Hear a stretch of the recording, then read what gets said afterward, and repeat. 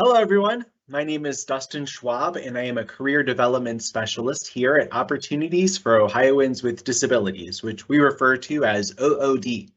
Today, I am co-hosting with my colleague Julie Wood, and we'd like to welcome you to the Employer's Reasonable Accommodation Handbook 6-part webinar series for the third session titled Mental Health Disabilities. Julie, can you please introduce yourself? Sure, thank you, Dustin. And hello, everyone. We appreciate you joining us today. My name is Julie Wood, and I am OOD's Worksite Accessibility Specialist. I'm also an occupational therapist and a certified ADA coordinator. One of my roles at the agency is to provide education for employers on creating inclusive and accessible workplaces, which includes talking about the guidelines under Title I of the Americans with Disabilities Act, or ADA, identifying ideas to consider for reasonable accommodations, and sharing best practices and guidance for making the workplace accessible. Thank you, Julie. Before we begin, I'd like to mention that today's training comes with a learner's guide and a helpful fact sheet, which can be accessed now through the link that is posted in the Q&A section here in Microsoft Teams. Just as a reminder, the information we share in these resources and during today's conversation is for educational purposes only and is not legal advice. But we do hope this information is helpful for you. We'll be stopping about halfway through today's presentation and then again before we conclude to answer questions. So please post your questions in the Q&A section at any time throughout the presentation so that they're ready for us when we stop. Julie, would you like to address the accessibility practices that we have included in today's webinar? Yes, thank you. We plan for accessibility from the start. For example, we use the accessibility checker that is built into Microsoft 365 to review the learner's guide, fact sheet, and PowerPoint. We pay attention to color contrast, font style and size, and we add alternative text to visual images. Also, in our delivery, you will notice that Dustin and I mention each other by name as the conversation between us goes back and forth. We do this on purpose to indicate who is speaking. This can be helpful when attendees are receiving this information through services like American Sign Language interpretation and live captioning. After the webinar, we edit the transcript and fix any captioning errors before archiving the webinar in our on-demand library. Taking these steps up front can make this presentation more accessible and inclusive for everyone. Julie, today's webinar is about mental health disabilities. Do you want to review the specific topics that we are going to share? Sure. We'll start with an overview of mental health disabilities. We will talk about ways to create a disability inclusive culture by sharing some disability etiquette and awareness tips. And then we will discuss the interactive process and what is unique about providing reasonable accommodations specific to mental health disabilities. And we will share examples along the way. To support this information, we will mention a variety of types of mental health conditions throughout the webinar.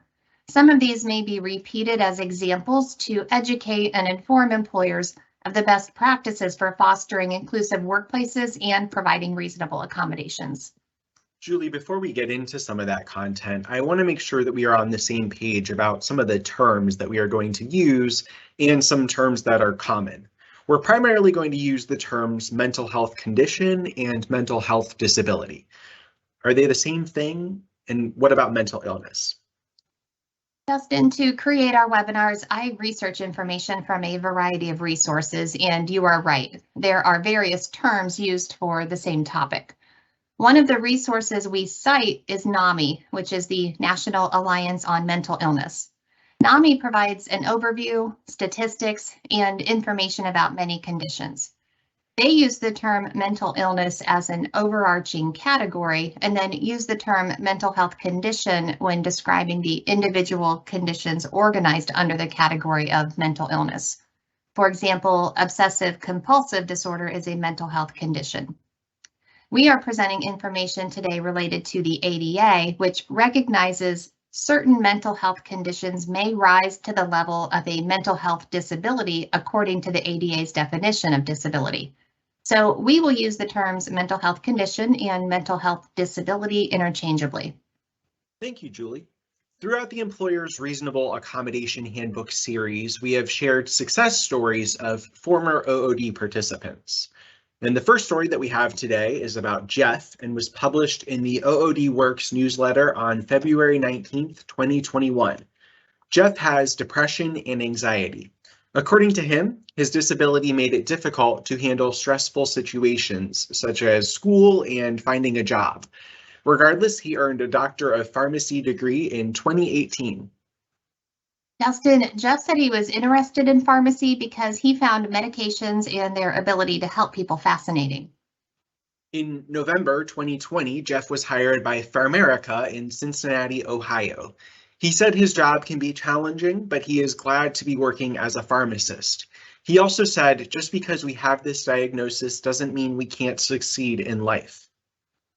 Dustin, I can relate to what Jeff is saying because my fascination with the study of occupational therapy drew me to the career I have today, which is also challenging but very rewarding. And it sounds like Jeff feels the same way about his work. Julie, I really like that Jeff points out that a particular diagnosis does not mean a person cannot achieve their dreams. As we mentioned, he has depression and anxiety. How common are mental health conditions? Dustin, according to NAMI, 1 in 5 adults in our country experience a mental health condition each year. So it's likely we all know someone who is living with a mental health condition, whether it's a family member, friend, or coworker. We just may not know it because these conditions are often invisible. This also means employers likely have employees with mental health disabilities, which makes it very important to understand how to provide accommodations at work. These conditions are often caused by a combination of factors like genetics, the environment, lifestyle, stress, and trauma. The good news is there is treatment available, like medication, therapy, and self-help. And most people living with a mental health condition continue to function in their daily lives. Julie, beyond depression and anxiety, what are some other common mental health conditions? Dustin, a few others include bipolar disorder, post-traumatic stress disorder, and schizophrenia. Jeff's story indicates his difficulty managing stress. Julie, what other ways can mental health conditions impact a person? In general, these conditions impact a person's thinking, behavior, emotions, or a combination of these. Some examples of common signs and symptoms are excessive worry or fear, confused thinking, problems with memory and concentration, difficulty relating to others, low energy and decreased stamina, and inability to perform multiple tasks or handle stress, as you mentioned, Dustin. An individual may experience some of these, but it's unlikely they would experience all of them.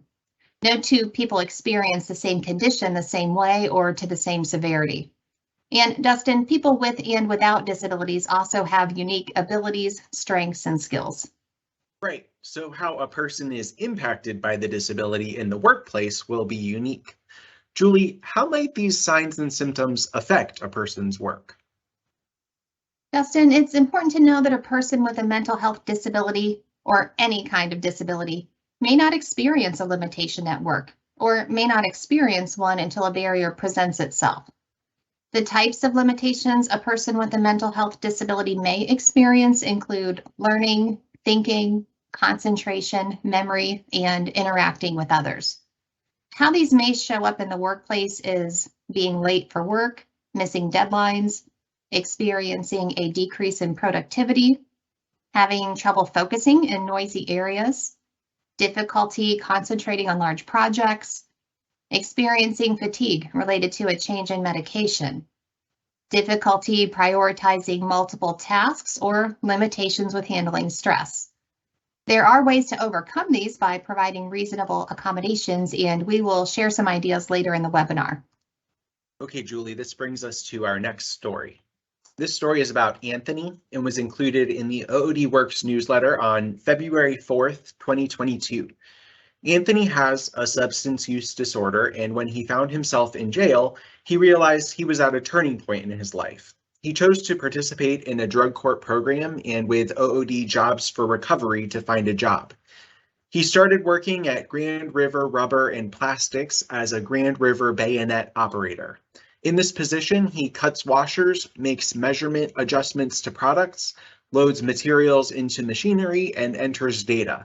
It's a full-time position, and Anthony is eligible for pay rate incentives.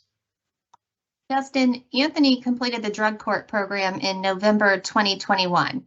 He says that he now has the job he's always wanted, and his confidence has improved with work experience. His quote on the slide states, "I chose the program because I saw how it could help me get and stay sober, get a job, and get my life back." Julie, after hiring Anthony, Grand River Rubber and Plastics worked with OOD's business relations team to become an employer partner with OOD. This is why I wanted to share Anthony's story as we transition to the disability etiquette and inclusion section of the webinar. One strategy that employers use to demonstrate their inclusivity of individuals with disabilities is to partner with organizations that provide employment supports like OOD. When employers take steps to be inclusive, employees are more likely to feel comfortable disclosing their disabilities at work.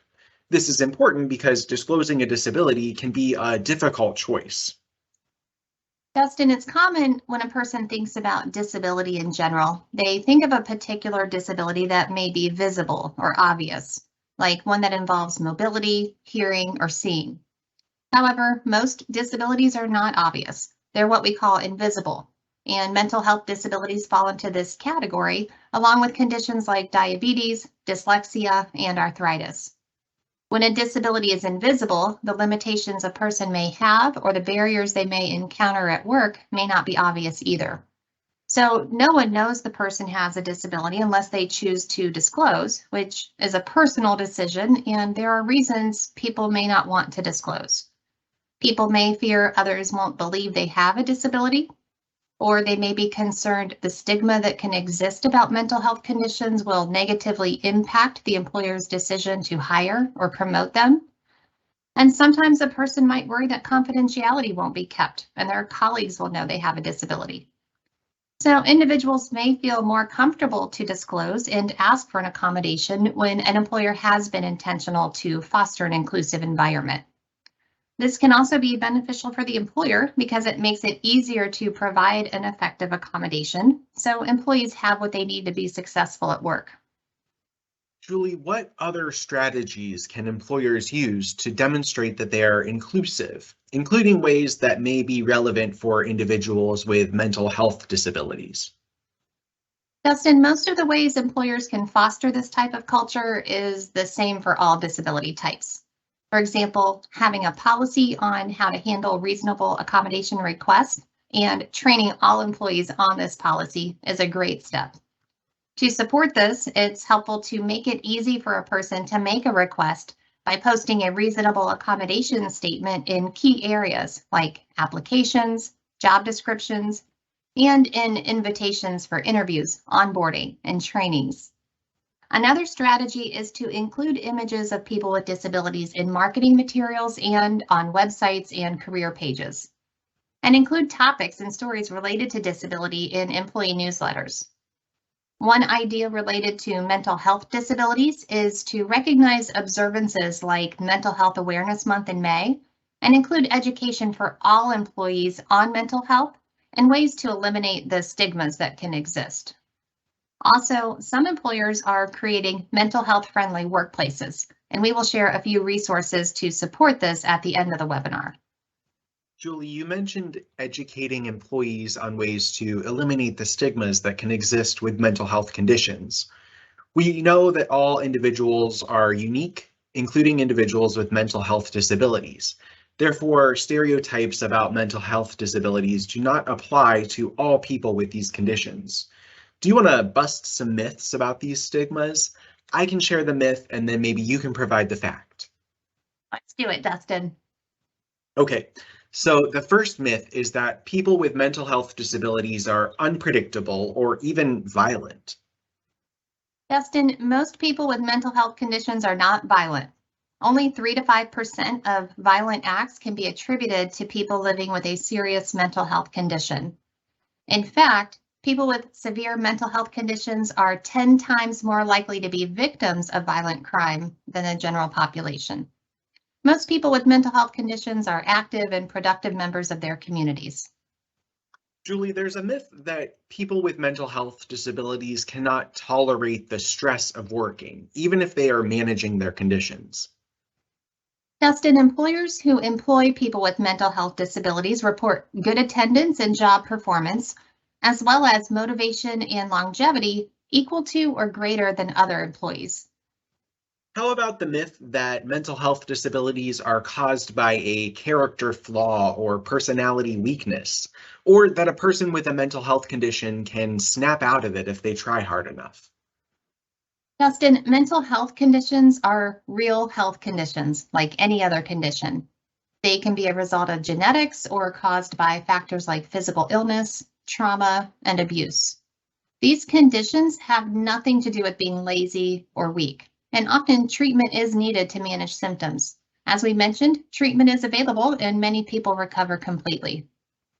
Julie, there is also a myth that therapy and self-help are a waste of time when you can just take medications. Well, Dustin, like we said, treatment can include medication, therapy, or both. What is most effective is unique to the person receiving treatment. That's similar to how a person with a physical disability might take medicine, participate in physical therapy, or both. Now that we've settled the realities about some common myths, let's review some general guidelines to consider when interacting with coworkers or employees. Dustin, we have 4 disability etiquette tips to share. The first is show respect. People with disabilities are people first, so focus on the person and not the disability. Next, be courteous. This includes respecting a person's personal space and any reasonable accommodations they may use at work. Another tip, don't assume. All people are unique with limitations and abilities, so don't assume you know what a person can or cannot do. Instead, let the person decide what they can do. And our final tip, ask first. If you think someone needs assistance, don't automatically provide the help you think they need. Ask the person if they need help, and if they do, ask how you can help. Julie, we also have some guidelines that are more specific to interactions with people with mental health disabilities. Yes, treat people with mental health disabilities the way you want to be treated yourself. Don't patronize, condescend, or make decisions for the person.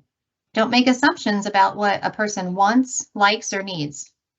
Julie, another tip is if you are aware of a person's mental health disability, you should never disclose this to others without asking. That's right. Also, there are many types of mental health conditions, and each person is affected differently. So, like we said, focus on the person, not the disability. And also don't blame the person. Like we mentioned, a person with a mental health disability can't just snap out of it, so accept their lived experience. Now, when trying to be courteous, it's also important to use language that conveys respect. Julie, let's review some terms or phrases that are considered inappropriate and then their preferred alternatives. Sure. So instead of referring to a person as mentally disabled, mentally handicapped, or mentally ill, say the person has a mental illness or has a mental health condition. And avoid using negative words and phrases like crazy, insane, addict, drunk, and demented. Also, do not apply diagnostic or mental health terms to describe everyday habits or behaviors like, that's my OCD. Julie, now that we have the foundation for discussing mental health disabilities, let's see what questions we have. And just so everyone knows, we did receive some questions with the registration for this webinar, so we'll be weaving them in with questions in the Q&A box. And so one of those pre-submitted questions that we had, Julie, can you please discuss anxiety and PTSD? This person said they work with a lot of veterans, and since the pandemic, anxiety accommodations have increased tremendously. You know, I've seen that in the literature and the resources that I reviewed too throughout the pandemic, that there's an increase in either the development of a new condition or maybe an existing condition worsened in some way or another condition developed. We're going to talk in the second half of the webinar about reasonable accommodations specific to a variety of mental health conditions. Since this question was asked, I'll just speak to it now briefly. So we'll start with anxiety. This is kind of an umbrella term. There's a variety of types of anxiety disorders. If we look at just one of those, which is generalized anxiety, a characteristic of that can be persistent and excessive worry that can interfere with daily activities, and one of those daily activities is work. And so how this might impact somebody at work could be that it's limiting their concentration, their memory, possibly they're taking a medication or a new medication and it's interfering with sleep. So there's some fatigue that's going on at work. So some of these ideas I'll share, you'll hear me repeat later, but it could be, related to concentration, that maybe an applicant would ask for additional time during an interview to take a test. A lot of individuals are utilizing applications on smart devices to support memory and concentration. So maybe a list of tasks or a list of prioritized tasks to know what to do first. And another accommodation that can be beneficial is to change a person's start time for their shift. And so maybe there's some anxiety with driving during peak travel times. A lot of folks are returning to the workplace now. And so if it's possible, maybe just coming into work later can be an accommodation that's made to offset some of the anxiety that's a part of getting to work.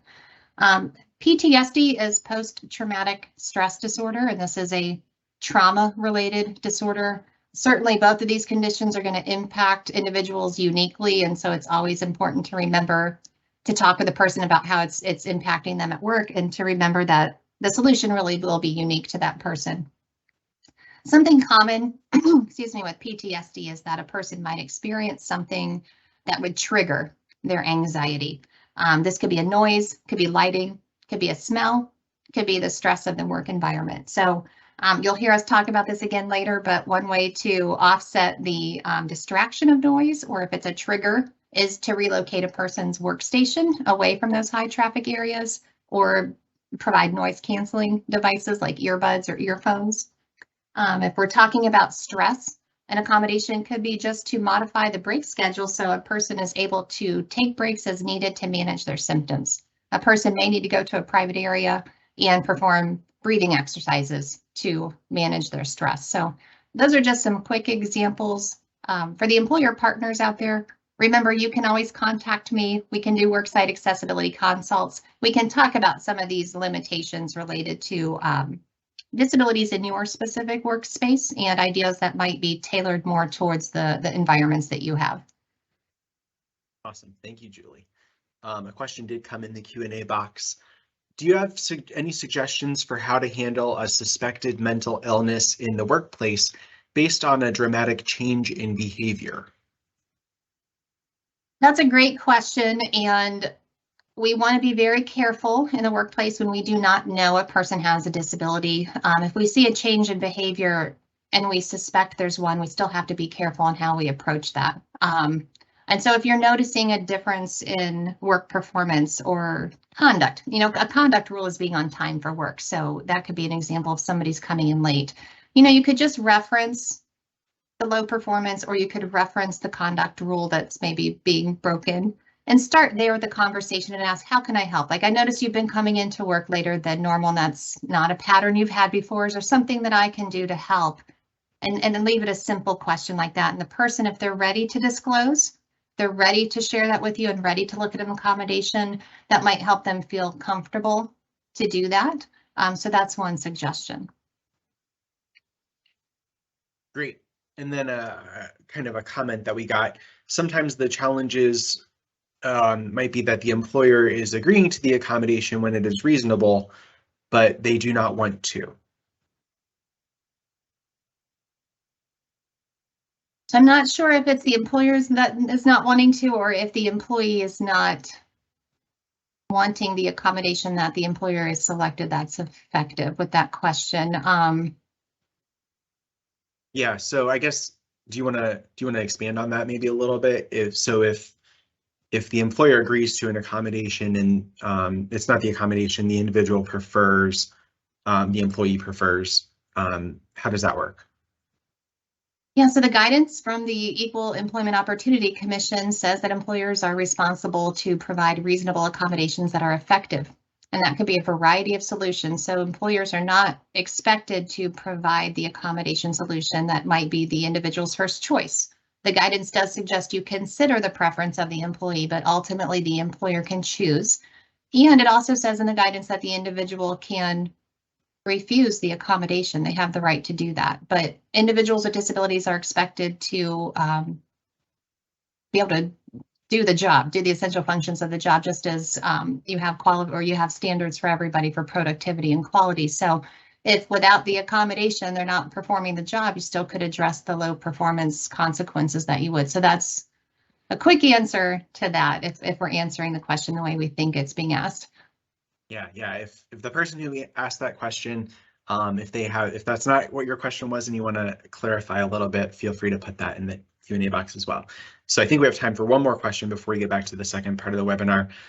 Julie, do you have any suggestions for a situation where you know a person has a mental health illness and they don't want any accommodations, but then they disagree with the discipline process due to inaccurate work? So maybe that's the clarification for that one.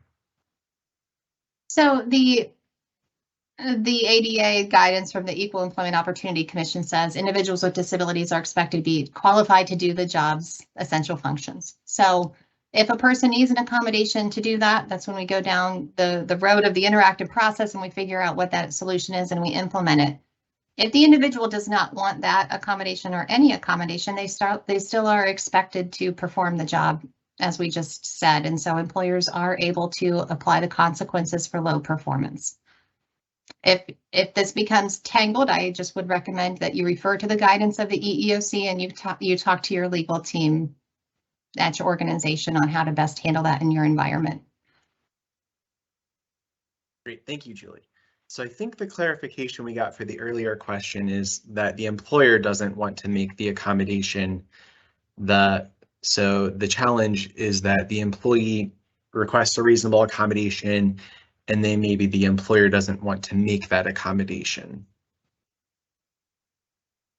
Okay, well, thank you for the clarification. I guess the first step with that is to look at what all the options are and maybe really look at why is it that you don't want to provide that accommodation if it is effective, because we know most employers are covered under Title I of the ADA if you have, I believe it's 15 employers or employees or more. So most employers have this obligation to go through this process and identify an effective, reasonable accommodation and implement that.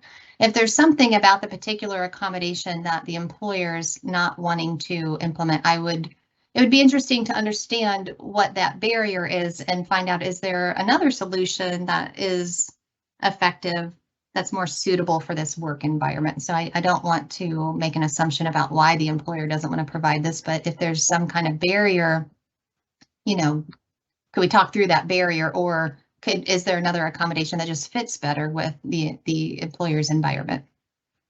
Cool. And we're about to talk about the interactive process a little bit, so maybe that'll help either answer some of these questions or lead to some questions based on what we go over. So thank you for all these great questions. Again, we'll be stopping again before we finish, so feel free to put any more questions that you have in the Q&A box and we'll get to them. So now we have another story to share, and this one is about Nakia and was published in the OOD Works newsletter on December 18th, 2020. Nakia has bipolar disorder, attention deficit hyperactivity disorder, and an intellectual disability. While in high school, she worked part-time at Procter & Gamble doing light clerical and marketing work.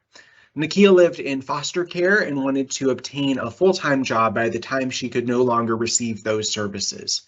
She also wanted to live on her own. She did a community-based assessment with Walgreens and was hired shortly after as a part-time stock person. She also cross-trained as a cashier and a photo lab attendant. Dustin, when her hours were reduced due to the pandemic, Nakia decided to look for a new role so she could pay for her apartment rent. She worked with a job developer to find a job working full-time as a cashier at Walmart in Hamilton, Ohio. I love her quote that is included on the slide. "I have been through it all. Trust your heart and soul because you are great." Julie, I wanted to discuss Nakia's story as we transition to reasonable accommodations and the interactive process because it mentions some accommodations that an individual with a disability might utilize during the hiring process. She did a community-based assessment and worked with a job developer. A community-based assessment gives an individual receiving services from OOD the opportunity to try out a job to see if it's a good fit.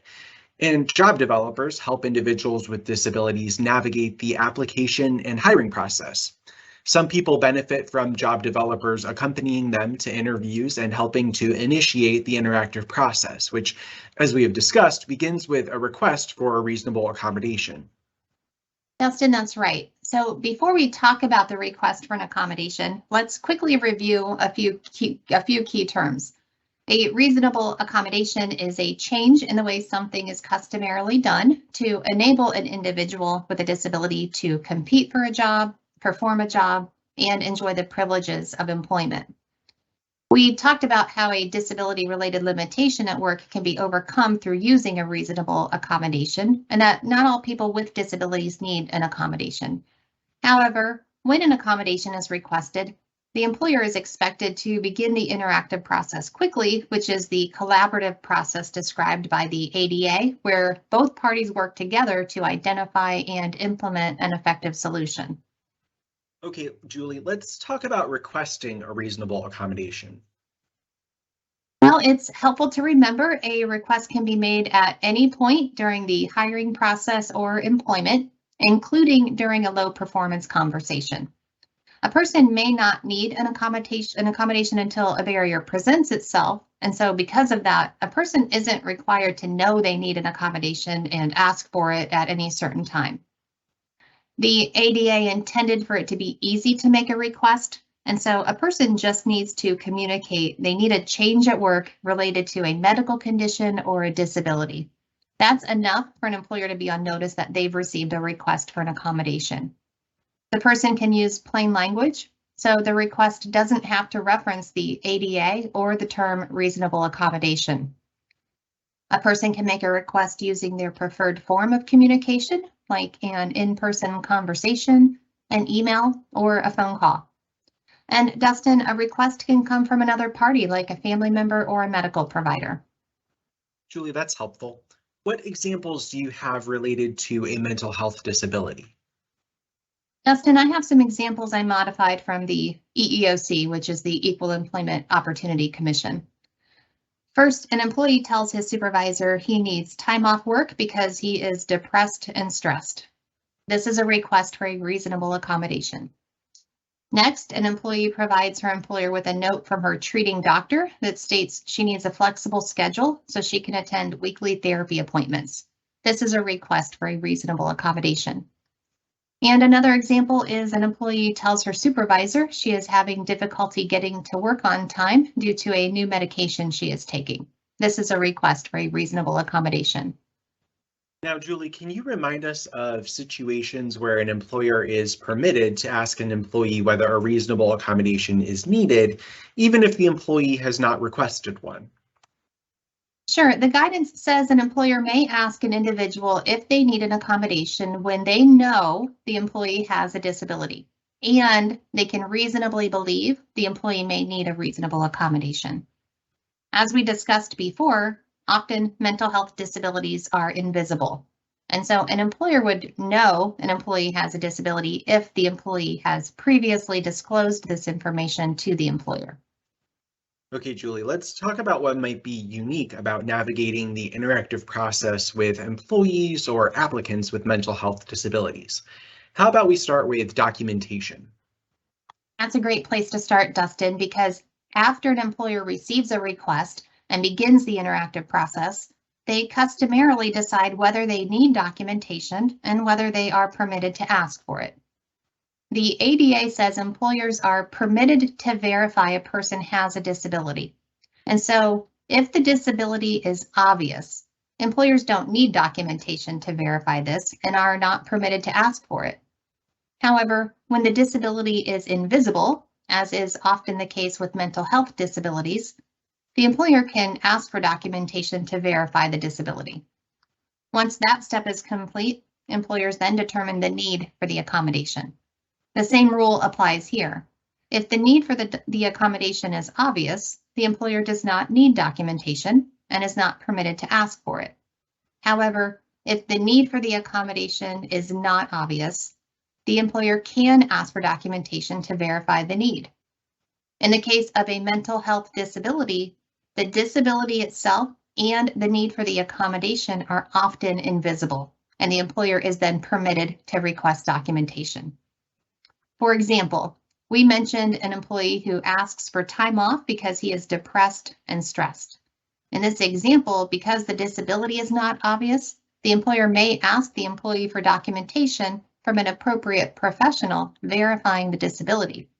Also, because the need for time off is not obvious, the employer may also request documentation that explains the need for the requested accommodation.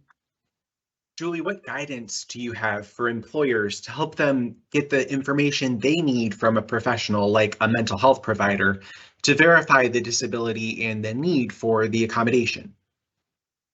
Dustin, it can be helpful to create a standard form employees can give to their medical providers. This can help providers understand what information employers need related to the disability to support the request for the accommodation. The Job Accommodation Network, known as JAN, has a medical inquiry form which may be helpful for employers to review. Now, specific to mental health, the EEOC does provide guidance that describes the mental health provider's role in the accommodation process. This addresses what information is helpful to include in documentation, like the nature of the condition, the limitations related to the disability, the need for the accommodation, and suggestions the provider may have. So employers may find this guidance helpful if they decide to create their own form. This and the JAN resource are provided in the Learner's Guide. Julie, since we are talking about documentation and whether it can be used to verify a disability, let's do a review of the definition of disability from the perspective of the Americans with Disabilities Act.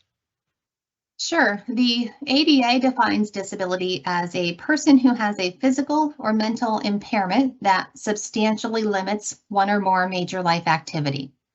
And it defines a major life activity as a daily function that is important to most people and that most people in the general population can perform with little or no difficulty. So these are functions like learning, thinking, concentrating, and interacting with others. Major life activities also include major bodily functions, like the functions of the neurological, circulatory, and endocrine systems. How an individual's mental health disability impacts major life activities and major bodily functions will be unique to each person. Now, the ADA does not have a list of conditions that automatically qualify a person as having a disability, but they do provide a non-exhaustive list of conditions that should easily be concluded to be a disability. And some examples related to mental health disabilities include major depressive disorder, bipolar disorder, post-traumatic stress disorder, obsessive compulsive disorder, and schizophrenia. So, Dustin, this could be helpful for employers when they are determining whether they are permitted to obtain documentation. I think so too. Now, sometimes identifying a reasonable accommodation for a person with a mental health disability can be difficult because of a lack of awareness about the condition. So let's try to assist with this. Julie, what are some work-related limitations an individual might experience, and where should employers begin to figure out the effective solution? Dustin, it's always a great first step to ask the employee making the request what they think the effective solution is. The person may have experienced the same barrier at another job or in another environment and knows what will work best. At times, it can be helpful to consult the employee's supervisor about the job's essential functions and whether there are any performance issues, because this sometimes helps uncover a barrier and can lead to an idea for an effective accommodation. Certainly, it's helpful to know the limitation the employee is experiencing in the workplace related to the disability. This may include a limitation with thinking, concentration, memory, or interacting with others, which could result in difficulty focusing on work, could result in missing deadlines, and a decrease in productivity. It's important to remember that all employees are unique, and so what an employee needs as a reasonable accommodation should always be determined on a case-by-case basis. Julie, it's also helpful for employers to know the many types of accommodations that are available as they are collaborating with the employee to identify a solution. The EEOC organizes accommodations into these types, like making the work environment accessible, restructuring a job, permitting a flexible schedule, providing or altering equipment and services, altering supervisory methods, modifying policies, and providing reassignment. Thank you, Julie. Let's provide some examples of these related to mental health disabilities. What are some ways that an employer can make the workplace accessible? Dustin, one consideration may be to adjust the lighting. For example, an employee with post-traumatic stress disorder may have specific triggers at work that cause their symptoms to be worse. These can include noise, light, and stress. As a reasonable accommodation, an employer could consider changing the lighting in the work environment or relocating the employee's workstation to an area exposed to natural lighting. At times, the noise in the workplace can be a distraction to a person who has a limitation with concentration. And so this is another time when relocating the workstation to a quieter space could be effective. Or the employer could consider installing partitions or dividers between workspaces that block the noise and enables the person to focus on their work. Julie, how can the employer restructure a job? Dustin, restructuring the job means the employer is looking for a solution to perform the job's essential functions in another way, or is considering whether the job's marginal functions can be removed or traded with a coworker. I have an example of a graphic designer who frequently experienced panic attacks when he had to travel during peak traffic times. He was responsible for meeting with clients to review design proofs. So as a reasonable accommodation, his employer permitted him to travel during non-peak times as long as he still met the customer's needs. Other ways employers can consider restructuring the job include permitting an employee to decide what order they prefer to perform work tasks that require increased focus, or permit an employee to break a large project into smaller components to complete. Sometimes using a checklist to prioritize and remember to complete tasks can be a helpful change in how work is performed, and there are a variety of apps available for smart devices that could be effective in this case. Julie, earlier we mentioned Anthony and that he participated in drug court. This program usually requires individuals to attend weekly meetings during the day. An employer who wants to permit a flexible schedule as a reasonable accommodation might allow drug court participants to attend these meetings, but make up the time elsewhere, correct? That's right, Dustin. In Anthony's case, the employer could consider permitting him to leave work to attend these meetings and make up the time by coming in early, staying later, shortening his lunch, or extending his workday another time. Another way an employer can use this type of accommodation is to permit an employee to adjust the start of their workday to a later time. For example, an employee who takes medication to manage their condition may experience the side effect of fatigue, which makes it difficult to get to work on time. Permitting the employee to start their day later may be an effective solution. And one last example of a flexible schedule is to allow an employee to take breaks as needed to manage the symptoms they experience. For example, an employee with an anxiety disorder may need to take breaks to perform stress-reducing activities in a private space. Julie, as we mentioned during Nikia's story, a job developer may be a type of service that an employer permits as a potential employee to use as a reasonable accommodation during the hiring process. What other equipment or services might be effective reasonable accommodations? Dustin, another service is the use of a job coach during onboarding to provide support that is customized to the employee's needs to enable the employee to successfully complete the employer's training. An example of equipment is to provide noise-canceling earbuds. We talked earlier about how noise can be distracting and make it difficult for an employee to focus. One idea we shared was to install partitions between workspaces, or another idea was to relocate the workstation to a quieter area. However, A simpler solution may be to provide noise-canceling earbuds the person can use as needed. Julie, that's a great example of how there is more than one way to provide a solution and emphasizes why the interactive process is always a case-by-case analysis.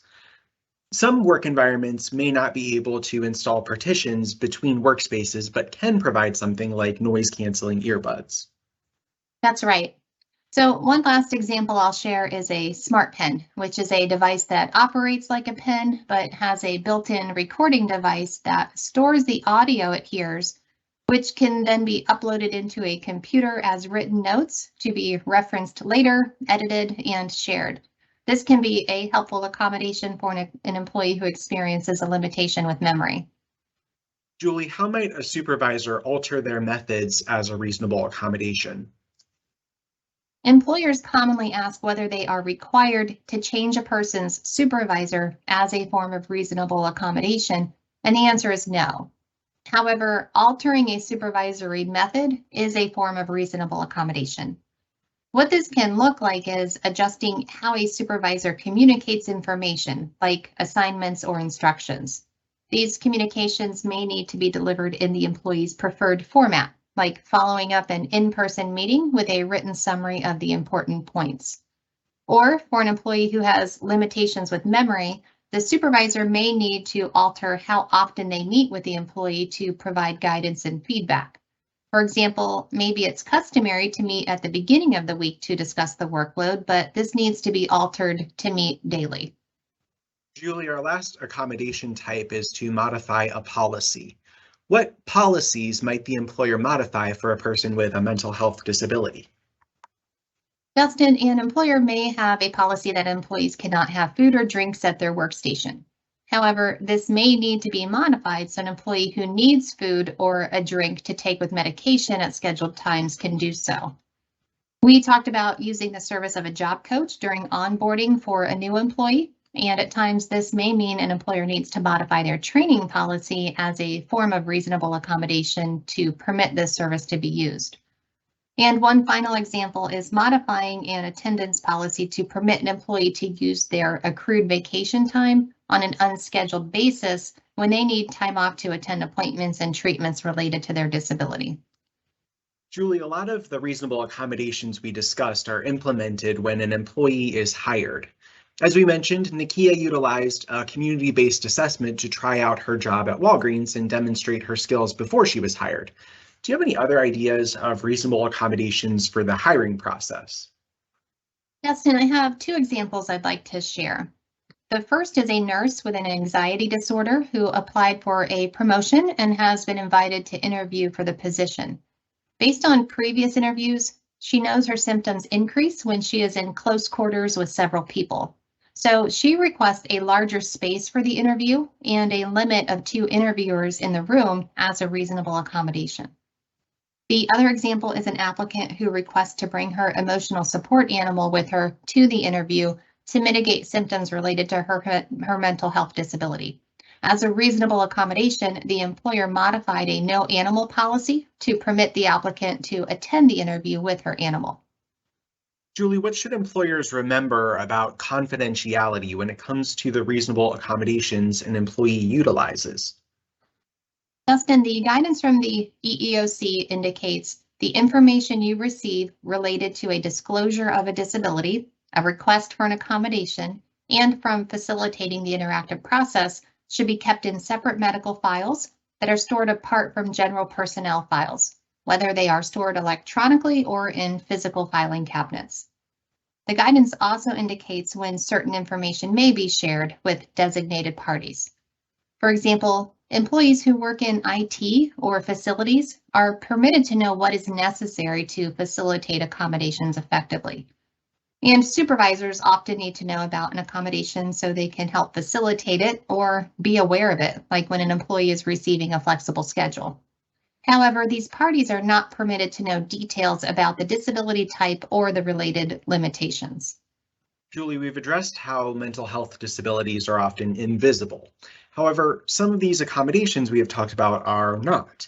How should employers respond to questions they receive from coworkers about the accommodations they notice? Dustin, it's best for an employer to prepare a response ahead of time because they will be asked these questions. We know the employer cannot respond by saying the individual has a disability, but it might not be as well known that the employer cannot mention the individual is receiving a reasonable accommodation. This term is unique to the ADA, and so using it would automatically disclose a person has a disability. What the EEOC suggests for consideration is responding with a statement that emphasizes the employer's policy to assist any employee who encounters difficulty at work, and to then explain these types of situations are personal and the employer is required to follow confidentiality guidelines. The guidance also suggests the employer reassure the coworker that their privacy would be respected similarly. So it's a best practice to prepare supervisors and the employees who implement reasonable accommodations with a response for these questions so they can respond appropriately. One way to prevent questions is to train all employees on the right to reasonable accommodation for individuals with disabilities. Okay, Julie, let's move on to another story. This one is about Amanda and was posted as a video on the OOD Works newsletter on January 14th, 2022. Amanda said that she struggled with addiction. After several relapses, she participated in drug court. She said that she wanted to give back after the support she received while recovering. She got a peer support certificate to get her foot in the door toward her dream job. Eventually, she was promoted to a case manager position working with others who are recovering from addiction. Dustin, Amanda said she loves being able to relate with people who are coming in. She also said she tells them about her relapses and how she learned a lot from them. Success at her job has helped Amanda pay for her home and bring her daughter back to live with her. Julie, I think Amanda's story highlights an important point when discussing performance, conduct, and safety. An employee who is receiving treatment for a mental health condition may be ready to return to work. Sometimes there's an assumption that a person should be symptom-free before returning to work. However, a person with a mental health condition may be managing symptoms while still working. The employer can still expect these employees to meet performance standards, though. So can you explain how an employer might assist an employee who is not meeting performance standards? Sure, Dustin. Employers often have questions about what to do when an employee discloses a disability during a low performance discussion. This question generally arises when the employee has an invisible disability and the need for the accommodation is not obvious to the employer. The employer may feel caught off guard and unsure of how to handle the situation. So it's a good idea to train the supervisors and managers or HR staff who are having these discussions about what to do if an employee discloses a disability during a low performance review. Now, low performance may be the first indicator to an employee that their disability is contributing to their work, which means it can be a natural time that an employee would choose to disclose and may or may not ask for a reasonable accommodation. When the employee does ask for an accommodation, the employer should begin the interactive process quickly, just as they would any request they receive for an accommodation. If the employee discloses a disability but doesn't ask for an accommodation, the employer can ask additional questions to determine if beginning the interactive process is appropriate. I have an example from the EEOC guidance about an employee who works as a tax auditor. For the past 2 months, she has completed a third fewer audits than expected for her job. She has also made numerous mistakes. When asked about these performance concerns, she told her supervisor that the medication she takes for depression causes her to be tired. Based on her disclosure, the employer has a reasonable belief that her ability to perform the job's essential functions are impaired due to a disability. Therefore, the employer should begin the interactive process promptly and is permitted to ask disability-related questions and pursue reasonable accommodations if the employee wishes. Julie, employers may also expect all employees to meet conduct expectations and safety standards. Do you want to share anything about these? Dustin, employers are permitted to create a qualification standard that requires all employees not pose a direct threat in the workplace. A direct threat is a significant risk of substantial harm to the health or safety of the individual or others that cannot be eliminated or reduced by reasonable accommodation. What's important to know is if an employer thinks a direct threat may exist, they cannot make this determination based on fears, myths, stereotypes, or generalizations. They must use the EEOC criteria to assess the situation, which includes assessing the individual's knowledge, skills, experience, and ability to safely do the job. It includes identifying the specific risk, showing the risk is current and not speculative or remote. It includes performing an assessment based on objective evidence and determining if the risk can be eliminated or reduced through a reasonable accommodation. Julie, what about conduct? Dustin, employers can expect all employees, including employees with disabilities, to meet their conduct standards. If an employee responds to discipline for misconduct by disclosing a disability and requests a reasonable accommodation, the employer should begin the interactive process, just like we mentioned with performance. And the employer may apply the consequences for the misconduct if the conduct rule is job-related and consistent with business necessity and equally applied to all employees. An example from the EEOC guidance is about an employee who takes medication for a mental health condition that causes him to be tired in the morning. He's been late for work on several occasions. His job's essential functions include being available at designated times to answer calls from field staff. Being late has caused him to miss urgent calls from his coworkers. The employer disciplines the employee for tardiness. The employee responds by disclosing that he has been late because of his disability and requests a later start time for his shift. In this example, the guidance indicates the employer may apply its consequences for the misconduct of tardiness because the rule is job-related and consistent with business necessity. The guidance also states the employer must begin the interactive process to consider the employee's request for a reasonable accommodation. Thank you, Julie. As promised, we have some resources to share with employers who wish to foster mental health friendly workplaces. That's right, Dustin. Many employers recognize the importance of offering resources and support for all employees related to mental health. And really, this can benefit both parties. Employees may feel more comfortable and included in the workplace, plus have access to the support they need. Employers may benefit from improved performance by employees who feel empowered to be their best. The first resource is from the Office of Disability Employment Policy, known as ODEP. ODEP has funded the Campaign for Disability Employment's National Outreach Initiative, which is called Mental Health at Work, What Can I Do? This campaign focuses on the role all employees have in creating mental health friendly workplaces. It includes a public service announcement, a poster for awareness, resources to address mental health needs, and a workplace guide that summarizes the campaign, describes a framework for mental health from the Employers Assistance and Resource Network, which is known as EARN, and provides additional helpful resources. The second resource is the framework from EARN. EARN has a mental health toolkit on their website, which includes education about mental health conditions, and ways to foster a mental health friendly environment. They deliver this information through a framework they call the 4 A's, which stand for awareness, accommodations, assistance, and access. The accommodations section includes tools and resources to support and accommodate the needs of employees with mental health conditions. So these are great resources available to employers, and we included these in the learner's guide. Okay, Julie, we have 2 questions in the Q&A box, and then maybe we'll wrap up and stick around for more questions if people have them after we finish. So the first question in the Q&A box, if a person has yet to be diagnosed with a mental illness, for example, anxiety and depression, can they still receive accommodations?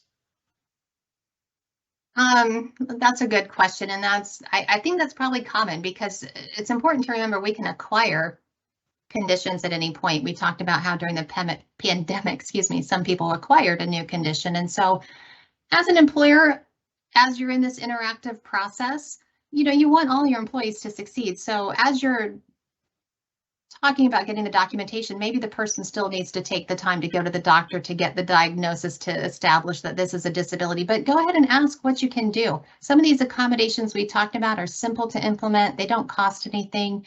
Changing a schedule, relocating a workstation, providing a modified break schedule. So ultimately, we want our employees to be successful at work. And so I would talk through what's needed and see what you can provide while you're waiting for this process to move on to things being verified.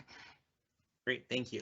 We'll finish up the rest of the webinar and then we'll go back and answer the questions. So if you're able to stick around for a few extra minutes, we'll be here. But thank you for those great questions. So we have time for one more story. This one is about Ashanti and was published in the OOD Works newsletter on September 24th, 2021. Ashanti has a social anxiety disorder. She began exploring career interests while in high school and participated in OOD's Summer Youth Work Experience program. Shortly after, she was hired as a cashier at Dollar Tree. There, she utilized a job coach to help familiarize her with her new role. Ashanti said her job coach helped a lot by giving her time to do things.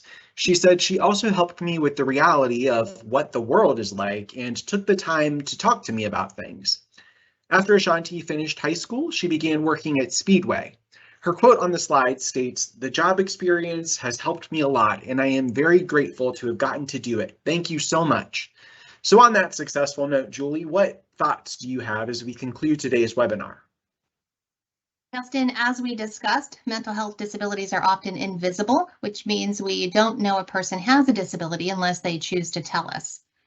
Disclosure is always the choice of the person, and we shared some reasons why a person may choose not to disclose. However, one benefit of disclosing a disability is to receive a reasonable accommodation at work. When a person makes a request, we have shared many types of reasonable accommodations that are available.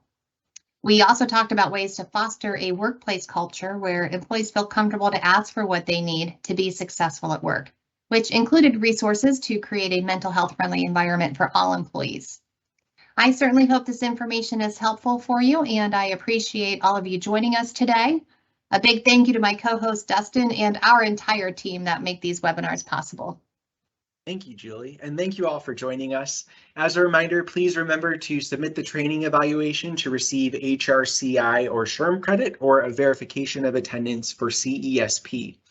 If you don't need these credits, we still invite you to complete the evaluation because this will help us to continually improve the information we provide for employers through these webinars.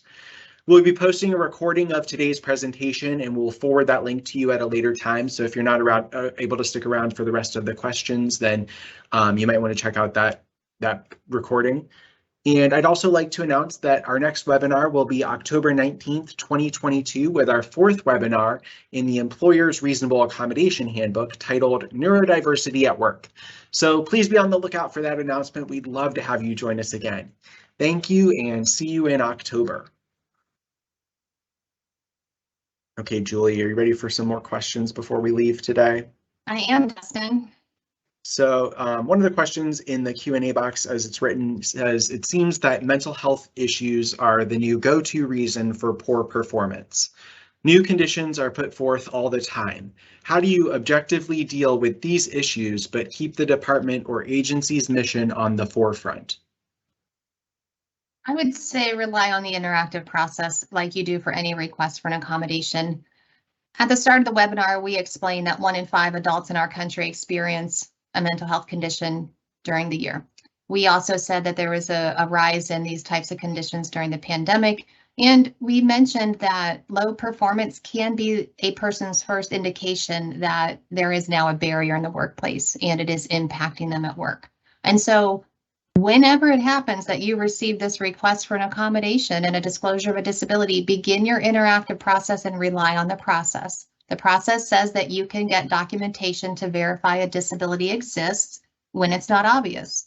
So implement that step. If it's not clear why the accommodation is needed related to the disability, you're allowed to ask that too if it's not a visible need. So I would rely on the process. It's very important to leave any perceptions or stereotypes or myths or fears that we have off the table and rely on the process, be objective and move through it. And really, like I said before, as a response to one of these questions, we want employees to be successful at work. And some of these accommodations that are requested are simple to implement. They don't cost much. They can be at times accommodations that help all employees. Having some flexibility in the schedule, removing distractions, having the ability to take breaks as needed. Those really can be things that benefit all employees. And so I would rely on that as you're navigating some of these situations in your workplace. Great, thank you, Julie. Another question in the Q&A box. What is your guidance if a manager is perceiving a disability of an employee? So again, rely on what we know we can ask, right? So pay attention to what's making you think that this person has a disability. Are they having low performance? Are they breaking a rule? Is there something that's not safe?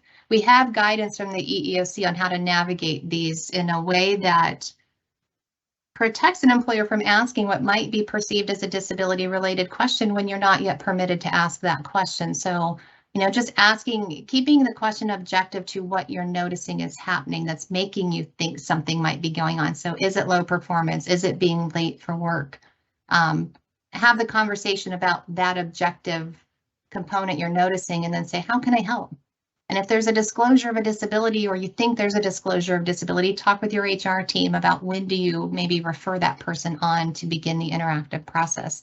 It's okay to begin the interactive process and find out that, or have these conversations with HR and find out maybe, nothing is needed. But if you have questions about what might be going on, it's great to talk with your HR team to get some coaching on how do you want me to talk to the employee? Because I just feel like they need some help or something's going on. Great, thank you. So if a person has yet to be this is kind of a similar question, but if a person has yet to be diagnosed with a mental health condition, can they still receive accommodations? If we provide a reasonable accommodation at this point, wouldn't we then be presuming or treating this individual as having a disability? Then we would be required to provide reasonable accommodation even without documentation? There are some employers who have instituted what I'm just going to call accommodations for all. So if an employee says, I need a flexible schedule, I need a footrest, I need an ergonomic keyboard, these are things that employers will provide without having to have a disability, without having to enter into the interactive process. And so some employers are approaching it that way, that some of these things we can just provide if somebody needs them. I think it's important to remember that the interactive process is a case-by-case journey that you're really taking, you're collaborating with the individual. And so, that's a tricky situation where, the guidance says a person has to have a disability, right? You're allowed to verify that. Not that they have to, but as an employer, you can verify a person has a disability, and that's when you then become responsible to provide the reasonable accommodation. Each of these we'd really have to look at on a case-by-case basis to see what is it that you're providing, and could it be helpful to enable this person to perform the job. And this sounds like a little bit more of an involved question, so I'd be happy if this is an employer partner to talk with you offline through an employer consult, if that's helpful in maybe answering this a bit better, customized to your environment and what may be going on. Great, thank you, Julie. There are two pre-submitted questions that we still have, so I figure we can get to those quickly. Someone said they're looking for ways to provide accommodations for things such as ADHD, ADD, and anxiety. Yeah, so we talked about anxiety with the first pre-submitted question. So if there's any other questions about that, please let me know. ADHD is attention deficit hyperactivity disorder. ADD is attention deficit disorder. So again, each person is individual. How these diagnoses may impact them and at work is going to be unique, but these types of conditions could impact focus. And so some things that you could implement as accommodations could be creating a flow chart. So the flow chart can show you the steps of a process, and that helps me to focus on, I do this part and then I do this part next, and then after that, that's complete, I do this. Sometimes it can be a challenge to take what's a very large project and tackle that. And so if you can take that and break it down into smaller assignments or smaller steps, and then maybe work that into the flow chart we just mentioned, but that can help with focus and moving through the tasks of the job, removing distractions. This is another time that can be helpful. So those are some quick ideas. With all of these diagnoses, what's really most important to employers is to know what's the limitation you're experiencing at work, where's your barrier, and then how can we effectively accommodate that in our work environment and with your job, because that part's, it's all always unique. One last question, I think. Is an employee allowed to call off or be late because of anxiety or depression? How should that be handled or brought up? So we talked about conduct and how you can expect all employees, including employees with disabilities, to meet your conduct standards. And so when there's a conduct violation, you go through the process and handle that the same with everyone. It's when during those conversations, somebody might disclose a disability and attribute the misconduct to the disability that you then begin the interactive process and you begin to talk about accommodations, but you are allowed to apply the consequences because reasonable accommodation is prospective. So you kind of do two things at the same time if there is a performance or a conduct issue. You can apply your consequences, but if disability is disclosed and accommodations requested, begin that interactive process as you would anytime you receive that request, whether it's the hiring process, during onboarding, or during these conversations.